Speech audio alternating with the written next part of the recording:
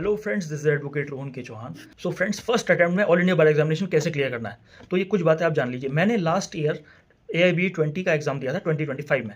तो वो एग्ज़ाम मैंने फर्स्ट अटेम्प्ट में क्लियर किया। जब मैं एग्ज़ाम देने आ गया तो जब मैं सेंटर से बाहर निकला तो बहुत सारे कैंडिडेट्स ये कह रहे थे कि ये एग्ज़ाम प्रीलिम्स लेवल का है, जो कि जुडिशरी में होता है। बहुत हार्ड एग्ज़ाम था। और हाँ, ये मैंने देखा भी, मेरे आसपास जो भी स्टूडेंट्स थे उन सभी लोगों का एग्ज़ाम छूट गया था, यानी कि एग्जैक्ट टाइम पर वो लोग कंप्लीट नहीं कर पाए थे वो एग्ज़ाम।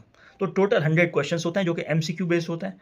तो उसमें ऑब्जेक्टिव आपको आंसर देना होता है और आपको OMR शीट मिलती है, उस पर आपको आंसर मार्क करना होता है। सबसे पहला काम अब आपको क्या करना है, आपको सबसे पहले तो अपनी बेयर एक्ट्स पे अच्छी कमांड करना है। जो भी आपकी मेन बेयर एक्ट्स हैं, चाहे वो कॉन्स्टिट्यूशन हो, CRPC हो, BNSS हो, क्योंकि इसमें ओल्ड और न्यू दोनों में से ही क्वेश्चन पूछे जाएंगे।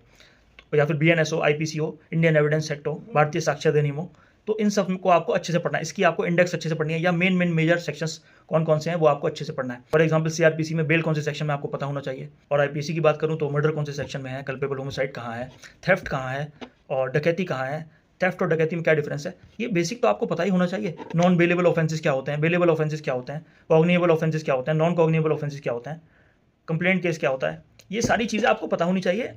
तो ये हो गई पहली चीज़ कि आपको बेयर एक्ट्स पे अच्छी कमांड होनी चाहिए। दूसरी चीज़, आपको प्रीवियस ईयर लास्ट 3-4 ईयर्स के question paper all India bar examination के 20 के, 19 के और 18 के आपको निकाल लेने हैं और उनको आपको प्रैक्टिस करना है। जैसे 3.5 घंटे का एग्जाम है या 3 घंटे का एग्जाम है, तो आप कोशिश करिए कि डेली आप उस क्वेश्चन पेपर को 2 घंटे में सॉल्व करें, तभी जाके आप वहाँ पे 3 घंटे में जाके सॉल्व कर पाएंगे पेपर, क्योंकि पेपर काफ़ी टफ होने जा रहा है दोस्तों। अच्छा हाँ, तीसरी चीज़ आपको क्या करनी है, आपको लैंडमार्क जजमेंट्स पता होने चाहिए, जो भी आपने लॉ स्कूल में पढ़े होंगे, आपके पास नोट्स होंगे। अगर नोट्स नहीं है तो आप ऑनलाइन वीडियो से, यूट्यूब से वो लेक्चर्स या फिर टॉप 100 जजमेंट्स कौन कौन से हैं या ऑनलाइन पढ़ सकते हैं, और लैंडमार्क जजमेंट कौन कौन से हैं, या रिसेंट कोई जजमेंट अवेलेबल हो तो वो पढ़िए अच्छे से। यूट्यूब पे बहुत सारे लेक्चर्स हैं जो ऑल इंडिया बार एग्जामिनेशंस की प्रिपरेशन करवा रहे हैं, आप उनको देखिए अच्छे से। जो आपको लगे कि हाँ, यहाँ से आपको इन्फॉर्मेशन मिली है, वहाँ से आप अपने नोट्स बनाइए, वहाँ से आप क्वेश्चन सॉल्व करिए, तो आपको वहाँ से काफ़ी मदद मिलेगी। लेकिन जो 2 चीज़ें मैंने आपको बताई हैं, पहली चीज़ बेयर एक्ट्स पे अच्छी पकड़, कॉन्स्टिट्यूशन पे बहुत अच्छी पकड़, फंडामेंटल राइट्स कौन कौन से हैं हमारे, ये आपको पता होना चाहिए। आर्टिकल 14 में क्या है, आर्टिकल 19 में क्या है, आर्टिकल 21 में क्या है,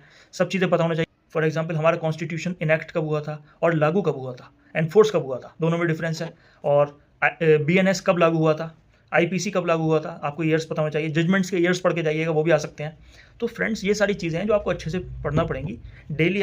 मैं तो आपसे यही कहूँगा कि प्रीवियस ईयर क्वेश्चन पेपर पे खास ध्यान रखें, और उसके अलावा भी जो आपकी बेयर एक्ट्स हैं उसको अच्छे से पढ़ें, उसके इंडेक्स को अच्छे से पढ़ें, और वहाँ पे वही बेयर एक्ट्स अवेलेबल होंगी जिनके ऊपर कोई भी मार्क नहीं होगा, या फिर जो विदाउट नोट्स एंड कमेंट्रीज के होंगे, वही वहाँ पे अवेलेबल होंगी। जब भी आप एंट्री करोगे तो वो चेक होती हैं ऑल ओवर इंडिया, और एग्ज़ाम होता है तब जाकर।